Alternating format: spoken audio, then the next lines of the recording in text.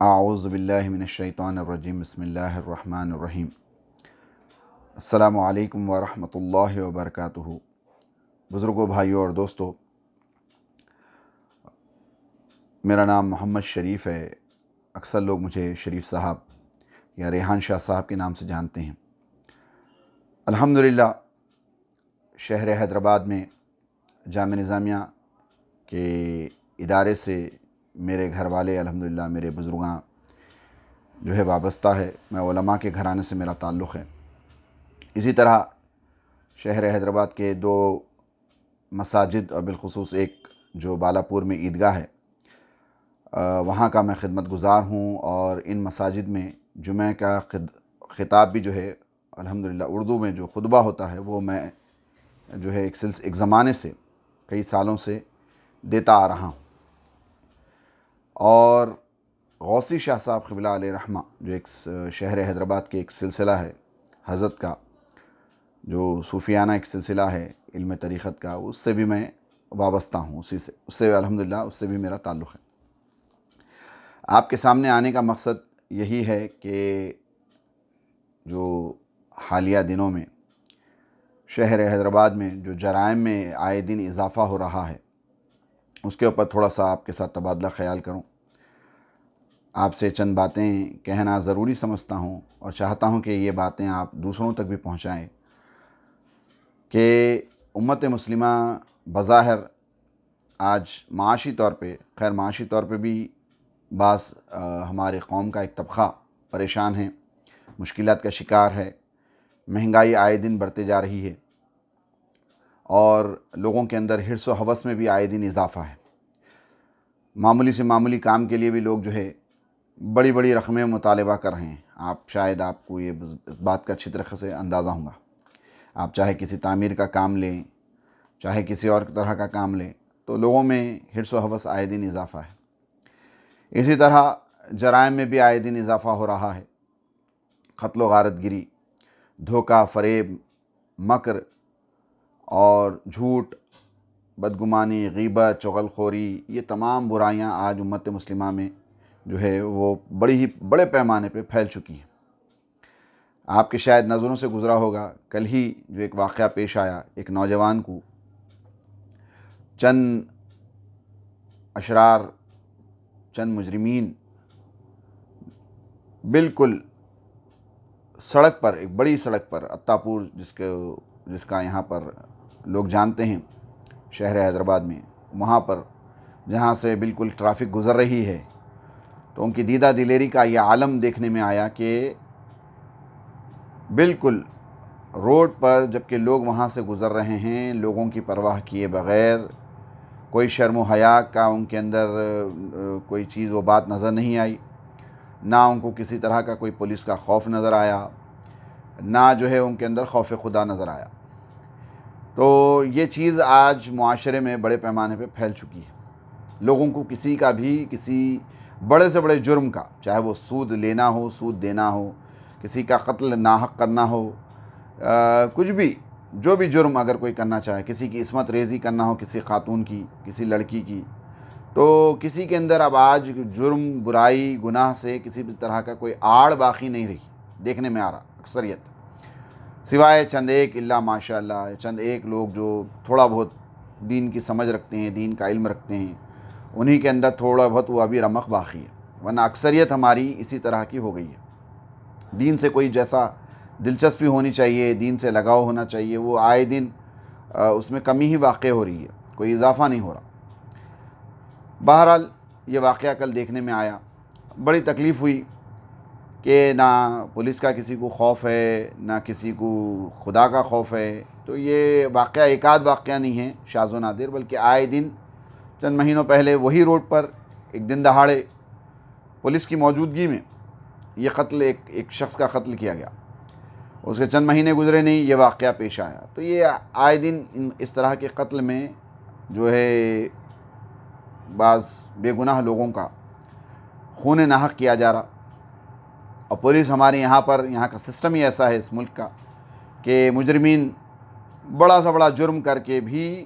بیل پر آزاد گھومتے ہیں۔ ان کو چند دنوں میں بیل مل جاتی ہے، وہ اس کے اوپر آزاد گھومتے ہیں۔ کوئی سخت قانون یہاں پر اس طرح کے مجرمین کے لیے ہے نہیں، چاہے وہ کوئی لینڈ گرابر ہو، چاہے وہ کوئی سود خور ہو، وہ اور پھر یہاں کا جو ماحول ہے، ان کے خوف خدا کسی کے اندر نہیں ہے، نہ مجرمین میں ہے نہ ان کو سزا دینے والوں میں ہے۔ اور رشوت کا بازار گرم ہے، بڑا سے بڑا جرم کر کے بھی آپ رشوت دے کر ان جو ادارے قانون کو جو ہے نافذ کرنے والے ہیں اور مجرمین کو سزا دینے والے ہیں، وہ بھی جو ہے مجرمین کا ساتھ دینے والے بن جاتے ہیں، بلکہ ان کے اس جرائم میں ان کی حوصلہ افزائی کرنے والے بن جاتے ہیں۔ اسی طرح ابھی میں کچھ دیر پہلے یہاں سے آ رہا تھا، میں ایک راستے سے گزر رہا تھا، ایک خاتون کو دیکھا، برقع پوش نوجوان خاتون، گود میں بالکل چھوٹا سا معصوم سا دودھ پینے والا بچہ لے کر بڑی سخت سردی میں بیٹھی ہوئی ہے۔ تو میں دریافت کیا، میں گیا، میں بولا بھائی معلوم کروں کہ بھائی آخر ہے کیا، ان کا ماجرا کیا ہے، کیوں یہ سخت سردی میں اتنے کم سن بچے کو لے کر بیٹھی ہوئی ہے۔ تو میں جا کر دریافت کیا تو معلوم یہ ہوا کہ اس کا شوہر اسے چھوڑ کر بھاگ گیا۔ تو ایسے بے شمار واقعات آپ کو ہمارے معاشرے میں نظر آئیں گے۔ کوئی جو ہے عورتوں پر اس طرح سے ظلم کر رہا ہے، کوئی اپنی کاہلی کی وجہ سے جو ہے گھروں میں لوگ ان مرد حضرات سے پریشان ہیں، بے روزگاری سے، جان مجھ کر، ایسا نہیں کہ کوئی معذور ہے شوہر یا کوئی کسی طرح کی کوئی پریشانی ہے، یہ معاملہ بھی نہیں ہے، بلکہ جان مجھ کر سستی اور کاہلی کا شکار ہے اور روزگار سے جی چراتے ہیں، محنت سے جی چراتے ہیں اور کسی بھی طرح کا کوئی کام کاج کرنا نہیں چاہتے، جس سے ان کے گھر والے، ان کے خواتین پریشان ہیں، ان کے بچے پریشان ہیں، ان کا گزر بسر کا معاملہ ہے پریشانی کا۔ اسی طرح بعض حضرات ہماری قوم کے ایسے ہیں جو پینے کی لت، گانجے کی لت، گٹکوں کی لت، اس طرح کی تمام برائیوں میں مبتلا ہے۔ وہ کماتے تو ہیں لیکن ان کا زیادہ تر جو پیسہ ہے وہ اس طرح کی فضول خرچی میں ضائع ہو جاتا،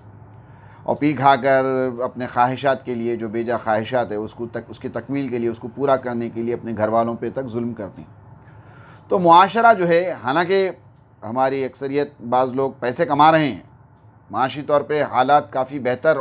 اور بالخصوص شہر حیدرآباد کے میں یہ کہہ سکتا ہوں کہ مسلمانوں کے معاشی حالات کافی حد تک بہتر ہے، لیکن اس کے باوجود جو اخلاقی جو ایک گراوٹ ہے ہمارے قوم میں، جو وہ آئے دن ہر دن اس میں اضافہ ہے۔ اس کی بنیادی وجہ یہ ہے کہ دینداری اور دین سے جو تعلق ہمارا جیسا ہونا چاہیے تھا وہ بالکل نہ ہونے کے برابر ہو گیا ہے، جس کا نتیجہ یہ نکل رہا ہے کہ بے حسی اور قتل و غارت گیری بولیے آپ، جو بھی برائیاں ہیں وہ ان برائیوں میں آئے دن اضافہ ہی ہے، کوئی کمی نہیں ہے بلکہ آئے دن اضافہ ہے۔ کسی کو ڈر خوف کسی کا بھی باقی نہیں رہا، کسی بھی بڑا سے بڑے مجرم کو، کسی بھی شخص کو جو ہے انہیں بڑا بھائی پیسہ اگر ہے تو اور ان کے لیے، پیسے والے ہیں تو اور ان کے لیے کوئی بڑا معاملہ ہی نہیں ہے۔ اگر کوئی غریب، کوئی کمزور اگر کوئی جرم کرتا ہے تو پھر بھی سزا اس کو ملیں گی، انہیں مجرم ہوں گا اس کو یعنی جیل سے رہائی حاصل ہونا وہ تو ممکن نہیں ہے، کیونکہ غریب ہے، انہیں اپنے جو بیل کا بولیے یا اس کو جو اپنے آپ کو چھڑانے کے جو اخراجات ہے وہ برداشت نہیں کر سکتا، لہذا اس کے لیے تو سزا ہے پھر بھی، حالانکہ وہ بھی کوئی خاطر خواہ سزا نہیں ہے کسی قاتل کو، لیکن پھر بھی کم سے کم وہ جیل میں تو رہیں گا کچھ عرصے۔ لیکن جو مالدار ہے، جن کے پیچھے یا پھر کوئی مالدار حضرات کی پشت پناہی ہے، اس کے پیچھے بیکنگ ہے، اس کو سپورٹ ہے، وہ تو پھر ویسے مجرمین کا تو پوچھو ہی نہ کو، دن دناتے ہوئے، اکڑتے ہوئے، بلکہ ان کے لیے تو ایک ان کے لیے تمغہ ہے، ان کے لیے ایوارڈ ہے ایک طرح کا، اور ان کے لیے فخر کی بات ہے کہ وہ بڑے سے بڑا جرم کر کے بھی بالکل آزاد سڑکوں پہ گھومتے ہیں اور دوسرا کوئی جرم کرنے سے پھر باز نہیں آتا۔ تو اس طرح کا ماحول ہے۔ تو میری آپ تمام حضرات سے گزارش ہے کہ یہ جو ماحول میں آئے دن جو خرابی ہے ہمارا معاشرہ، خاص طور پہ مسلم معاشرہ، ہاں غیر مسلمین کے ساتھ یہ معاملات ہو یا اس طرح کی جرائم وہ ان سے سرزد ہو تو بات سمجھ میں بھی آتی کہ ان کا کوئی دین سے کوئی تعلق ہی نہیں ہے، دین اسلام سے وہ واقف ہی نہیں ہے، اسلام کو تو وہ جانتے بھی نہیں، لیکن مسلمان اس طرح کے جرائم میں جو ہے مبتلا ہو رہے ہیں، اور بلکہ آئے دن ہر طرح کے جرم میں اضافہ ہی ہو رہا ہے۔ کہیں عصمت ریزی کا معاملہ لے لو، کہیں پر قتل کا معاملہ لے لو آپ، کہیں پر کسی کو سود پر پیسے دینے یا لینے کا معاملہ لے لو، یعنی بالکل معاشرہ ہماری سوسائٹی بولو یا مسلم کمیونٹی بولو، میجورٹی جو یعنی اس طرح کے جو خاص طور پہ لوگ ہیں ان کے اندر کوئی ڈر، خوف، خدا کا خوف، نہ پولیس کا خوف، کسی کا بھی خوف نظر نہیں آ رہا، اور ہر دن اضافہ ہی ہے اس طرح کے جرائم میں۔ اب اللہ ہی خیر کرے آنے والا وقت کس طرح کا ہوگا۔ یہاں کے کوئی سسٹم میں بھی کوئی بہتری آنے کی کوئی امید نہیں ہے، کوئی سزائیں سخت ہونے کی کوئی امید نہیں ہے۔ اس کے ساتھ ساتھ دین کا تو کوئی یہاں پر حکم تو اسلام کا تو نافذ ہی نہیں ہوتا، کیونکہ اسلامی ریاست تو ہے بھی نہیں ہے۔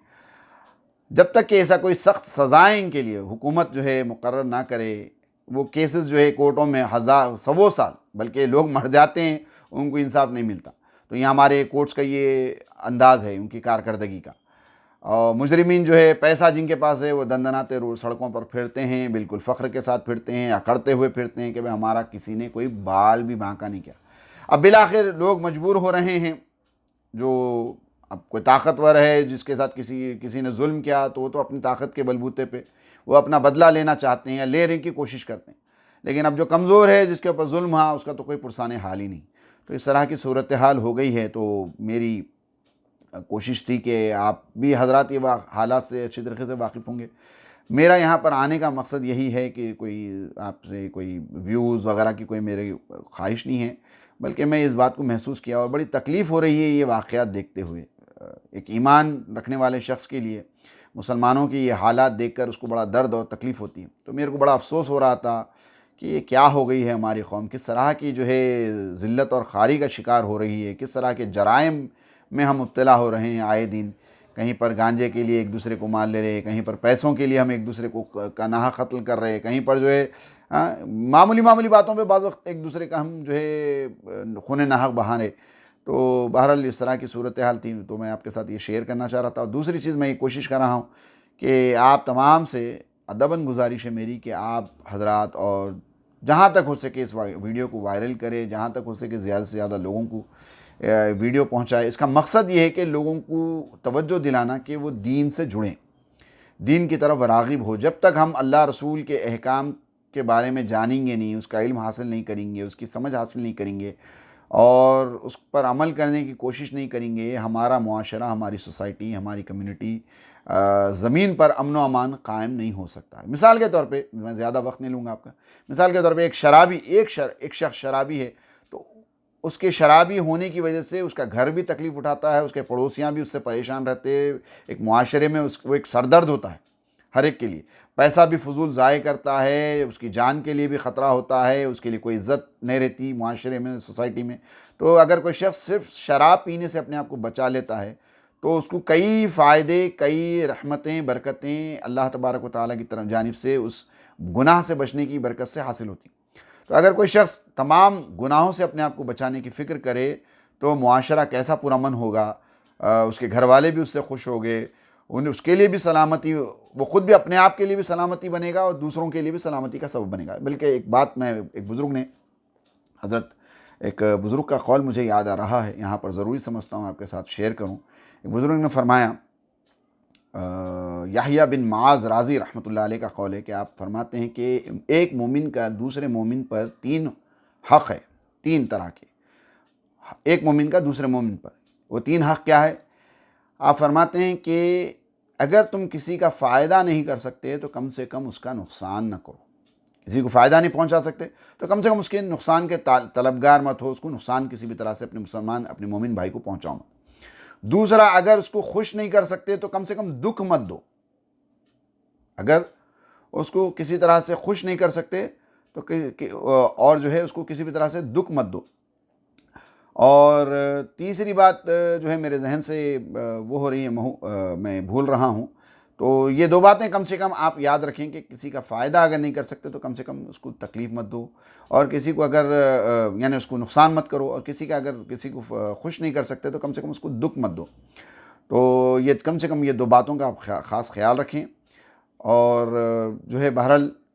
یہ باتیں آپ لوگوں تک شیئر کریں، لوگوں تک پہنچائیں، اور دین سے خود بھی جڑنے کی کوشش کریں اور اپنے ساتھ لوگوں کو بھی دین سے جڑنے کی ضرورت ہے۔ آج بہت اس چیز کی اشد ضرورت ہے، کیونکہ معاشرہ جو ہے ہمارا تباہی اور بربادی کی طرف جا رہا ہے اخلاقی طور پہ۔ کہیں شادیوں کے مسائل ہے، کہیں پر جو ہے روزگار کے مسائل ہے، شادیوں میں لوگ ایسے شرائط رکھ رہے ہیں جہاں پر کہیں لڑکے کے اپنے خواہشات ہے، کہیں پر لڑکی کے گھر والوں کے اور لڑکی کے اپنے خواہشات ہے، تو اس سے جو ہے شادیوں میں تاخیر ہو رہی ہے، روزگار کے مسائل ہے، تو ایسا بے شمار چیزوں سے جو آج ہم، حالانکہ نکاح کے معاملے میں جلدی کا حکم ہے، چاہے وہ مرد ہو یا عورت ہو، لیکن آج ہمارا معاشرہ ایسا ہو گیا ہے کہ نکاح میں جو ہے بڑی تاخیر ہو رہی ہے، جس سے جو ہے عصمت ریزی اور اس طرح کے بے حیائی اور بد کرداری کے معاملات اور اس طرح کے گناہوں میں بھی اضافہ ہو رہا ہے۔ تو بہرحال بزرگوں، بھائی اور دوستوں، میری گفتگو کافی طویل ہو گئی، میں یہاں پر کوئی تقریر کرنا نہیں چاہ رہا تھا، کہ چند باتوں کے سے آپ کو آگاہ کرنا چاہ رہا تھا اور چند باتوں کی طرف آپ حضرات کی توجہ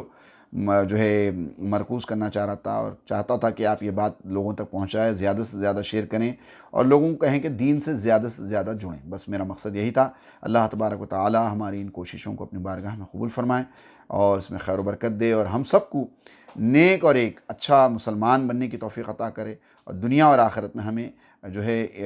عزت والے بندوں میں شامل فرمائے اور کامیاب اور کامران کرے۔ آمین ثم آمین یا رب العالمین۔ وصلی اللہ تعالی علی خیر خلقہ ونور عرشہ افضل الانبیاء والمرسلین وعلی آلہ واصحابہ اجمعین والحمد للہ رب العالمین۔